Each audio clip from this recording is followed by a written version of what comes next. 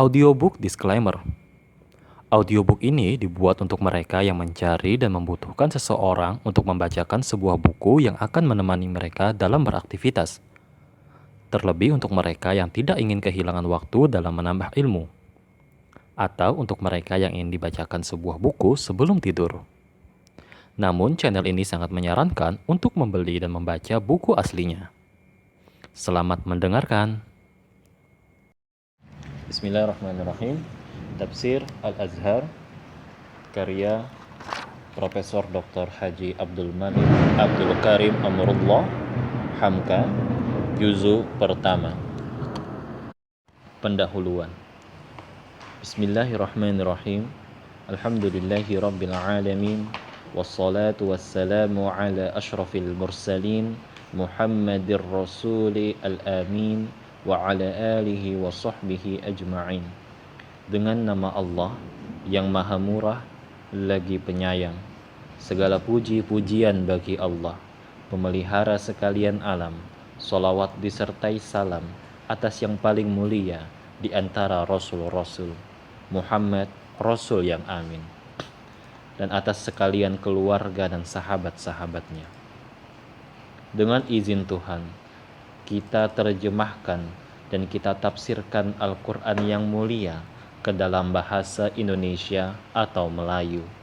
Kita sebut atau Melayu sebab ahli-ahli bahasa Indonesia telah merumuskan kesatuan pendapat pada Kongres Bahasa Indonesia tahun 1954 di Medan bahwa bahasa Indonesia adalah berasal dan berdasar kepada bahasa Melayu. Penulis tafsir ini telah membaca syarat-syarat yang dikemukakan oleh ulama-ulama ikutan kita. Untuk siapa-siapa yang hendak menterjemahnya, hendaklah tahu bahasa Arab dengan segala peralatannya, tahu pula penafsiran orang yang terdahulu, pula tahu asbabun nuzul, yaitu sebab-sebab turun ayat, tahu pula hal nasikh dan mansukh, tahu pula ilmu hadis, terutama yang berkenaan dengan ayat yang tengah ditafsirkan, tahu pula ilmu fiqih untuk mendudukkan hukum. Syarat-syarat itu memang berat dan patut. Kalau tidak ada syarat demikian, tentu segala orang dapat berani saja mentafsirkan Al-Quran. Ilmu-ilmu yang dijadikan syarat oleh ulama-ulama itu, alhamdulillah, telah penulis ketahui ala kadarnya. Tetapi penulis tidaklah mengakui bahwa penulis sudah sangat alim dalam segala ilmu itu. Tuhan di dalam Al-Quran sendiri pun pernah berfirman bahwasanya di atas orang yang mempunyai ilmu ada lagi yang lebih alim. Maka kalau menurut syarat yang dikemukakan ulama tentang ilmu-ilmu itu, wajiblah ilmu sangat dalam benar lebih dahulu, tidaklah akan jadi tafsir ini dilaksanakan. Jangankan bahasa Arab dengan segala nahwu dan sorofnya, sedangkan bahasa Indonesia sendiri, tempat Al-Quran ini akan diterjemah dan ditafsirkan, tidaklah penulis tafsir ini termasuk ahli bahasa yang sangat terkemuka. Meskipun telah menulis lebih dari 100 buku besar dan kecil di dalam bahasa Indonesia. Ada pula syarat-syarat lain yang sangat diabaikan oleh ulama-ulama yang telah terdahulu itu, yaitu di dalam Al-Quran sangat banyak ayat-ayat yang menerangkan soal-soal alam, lautan dengan ombak gelombangnya, kapal dengan pelayarannya, tumbuh-tumbuhannya, angin dan badai, awan membawa hujan, dari hal bintang-bintang dan manazilnya dan burujnya, demikian juga keadaan matahari dan bulan. Ayat-ayat yang seperti ini jauh lebih banyak daripada ayat-ayat yang mengenai hukum dan fiqih. Sedangkan penulis tafsir ini tidaklah seorang keluaran sekolah tinggi pertanian, tidak ada keahlian dalam ilmu alam. Di dalam Al-Quran berkali-kali disebut juga soal atom, sedang penulis tafsir ini bukanlah seorang ahli atom, maka kalau syarat ini hendak dipenuhi juga, pastilah tafsir ini tidak jadi dikerjakan. Tetapi, sebagai kita katakan tadi, ada soal lain yang mendesak, sehingga pekerjaan ini wajib diteruskan, yaitu sangat bangkitnya minat angkatan muda Islam di tanah air Indonesia dan di daerah-daerah yang berbahasa Melayu hendak mengetahui isi Al-Quran di zaman sekarang. padahal mereka tidak mempunyai kemampuan mempelajari bahasa Arab. Beribu bahkan berjuta sekarang angkatan muda Islam mencurahkan minat kepada agamanya karena menghadapi rangsangan dan tantangan dari luar dan dari dalam. Semangat mereka terhadap agama telah tumbuh, tetapi rumah telah kelihatan, jalan ke sana tidak tahu. Untuk mereka inilah khusus yang pertama, tafsir ini saya susun. Yang kedua ialah golongan peminat Islam yang disebut mubalik atau ahli dakwah. Kadang-kadang mereka pun ada mengetahui banyak atau sedikit bahasa Arab, tetapi kurang pengetahuan umumnya, sehingga mereka pun agak canggung menyampaikan dakwahnya. Padahal mereka mempunyai kewajiban sudah lebih luas daripada mubalik zaman yang lampau. Dahulu cukuplah jika seorang mubalik menyampaikan dakwahnya kepada orang kampung yang agama mereka telah menjadi tradisi. Apa saja pun keterangan dan dakwah yang disampaikan kepada mereka, niscaya akan mereka terima. Sekarang ini mubalik menghadapi bangsa yang sudah mulai cerdas dengan habisnya buta huruf. Keterangan-keterangan yang didasarkan kepada agama, padahal tidak masuk akal, sudah berani mereka membantahnya. Padahal kalau mereka itu diberi keterangan Al-Quran dengan langsung, akan dapatlah lepas mereka dari dahaga jiwa.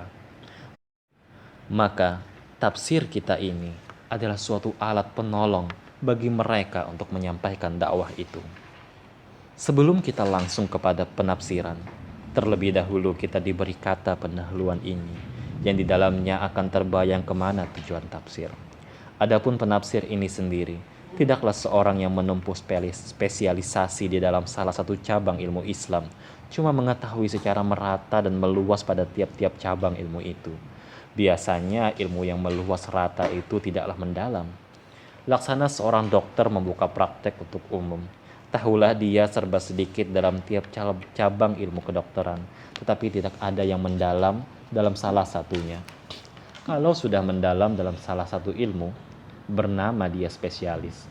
Misalnya spesialis telinga, kerongkongan dan hidung, spesialis mata, spesialis kanker dan sebagainya. Al-Quran mengandung segala macam ilmu Islam, ilmu tauhid, tasawuf, fiqih, sejarah, ilmu jiwa, akhlak, ilmu alam dengan segala cabangnya, yang sehendaknya menulislah segala spesialis ilmu itu dalam fak ilmunya masing-masing mengenai tiap-tiap ayat, dan akan keluarlah tafsir berpuluh bahkan beratus jilid sebagai uraian masing-masing ayat yang mengenai bintang. Ahli biologi menafsirkan ayat yang mengenai kelahiran manusia dan hidupnya, pasangan laki-laki dan perempuan, seketika membicarakan petir atau kilat yang memang ada satu surat khas memakai nama itu. Tampil pula ahli ilmu tentang itu. Ketika membicarakan tentang lebah dengan madunya atau laba-laba dengan sarangnya yang rapuh, tampil pula ahli ilmu serangga dan seterusnya. Tafsir yang terlalu amat ideal, cita-cita sangat tinggi, itu tidaklah akan dapat disusun oleh seseorang. Yang sebaiknya lah cara yang kita tempuh sekarang ini, bahwa tiap ayat ditafsirkan menurut lafaz dan maknanya dan rahasia yang terkandung di dalamnya. Maka jika ada orang yang berniat menyelidiki kandungan satu ayat lebih mendalam lagi, ditambahnya lah penyelidikan dalam fak itu di dalam kitab-kitab karangan sarjana yang ada di luar tafsir, sehingga kitab itu pun menolongnya memahamkan lebih dalam maksud ayat. Misalnya di dalam surah Saba, surah ke-34, ayat 3 ada dibicarakan dari hal dzarrah, yang berarti atom. Dikatakan dalam ayat itu bahwa bagi Allah tidaklah ada yang tersembunyi, walaupun yang seberat atom di semua langit dan bumi, dan tidak pun yang lebih kecil daripada atom itu, ataupun yang lebih besar. Semuanya tercatat di dalam kitab yang nyata dan jelas. Ketika membaca ayat ini, kita telah mendapat petunjuk bahwa ada lagi sesuatu yang lebih kecil daripada atom. Al-Quran hanya menyatakan adanya, dan tidaklah dia menguraikan bagaimana adanya yang lebih kecil dari atom itu secara terperinci. Untuk mengetahui ini, tidak di dalam Al-Quran lagi tempatnya. Ini sudah diserahkan kepada usaha manusia sendiri. Oleh karena itu, jika ada orang yang mengatakan bahwa segala ilmu sudah cukup dalam Al-Quran, Tidaklah perkataan orang itu benar. Yang benar adalah anjuran Al-Quran buat menyelidiki segala cabang ilmu. Lantaran itu, maka tidaklah salah kalau penulis tafsir Al-Azhar ini tidak ahli mendalam dalam segala macam segi ilmu Islam yang masyhur. Sebab dalam sejarah ilmu Islam sendiri demikian juga halnya. Ulama yang takhasus spesialisasi dalam hadis, lemahlah dia dalam ijtihad dan fiqih. Ulama-ulama yang dapat mengistinbat hukum dari Al-Quran dan hadis kerap kali tidak kuat dalam menghafal. Yang kuat menghafal kerap kali tidak kuat memikir.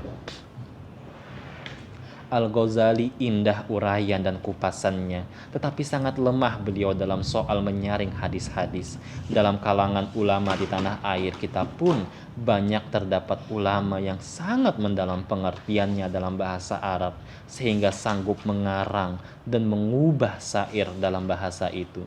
Tetapi dia sangat lemah dalam bahasa Indonesia sendiri, sehingga kealiman beliau tidak begitu dirasai dan dikecap oleh orang banyak. Atau seperti pengarang tafsir ini, dikenal sebagai pengarang berpuluh-puluh buku agama Islam dalam bahasa Indonesia, namun dia masih banyaklah kekurangan ilmu pengetahuan agama.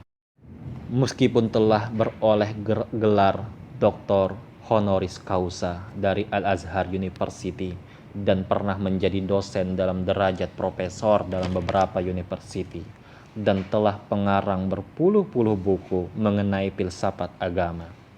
Dan yakinlah penulis tafsir ini setelah berkecimpung di dalam dunia pengetahuan agama, menjadi guru besar dan mengarang kitab-kitab itu, bahwa masih terlalu banyak yang belum diketahui.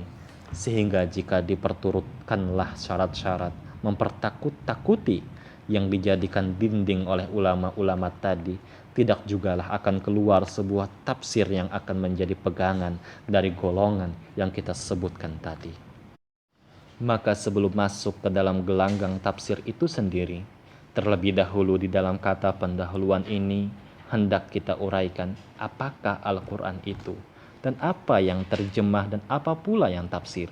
Dan hendak kita terangkan juga pendirian penafsir sendiri dan haluannya, sehingga jika bertemu suatu hal yang tidak bertemu di dalam tafsir lain, dapatlah diketahui sebab-sebabnya, karena mengetahui haluan dan paham si penafsir seketika dia mentafsirkan. Kita katakan demikian, lantaran tafsir-tafsir bahasa Arab yang terkenal sebagai pegangan ulama-ulama dikenal juga dalam haluan pengarang-pengarang itu sendiri. Seumpama tafsir Razi, dikenal orang kecenderungan tafsirnya untuk membela mazhabnya, yaitu mazhab Syafi'i. Dan kalau dibaca tafsir Al-Kashaf dari Jamakhsyari, orang akan mengenal pembelaannya kepada mazhab yang dianutnya, yaitu Mu'tazilah. Dan kalau dibaca tafsir yang dikarang di akhir abad 13 Hijriyah, abad ke-19 Miladiyah, yaitu Ruhul Ma'ani karangan Al-Alusi, akan ternyatalah pembelaannya kepada mazhab yang dianutnya kemudian, yaitu mazhab Hanafi, dan dikritiknya dengan halus atau keras mazhab yang ditinggalkannya, yaitu mazhab Syafi'i. Maka di dalam pendahuluan ini akan kita jelaskan juga haluan mana yang kita pilih.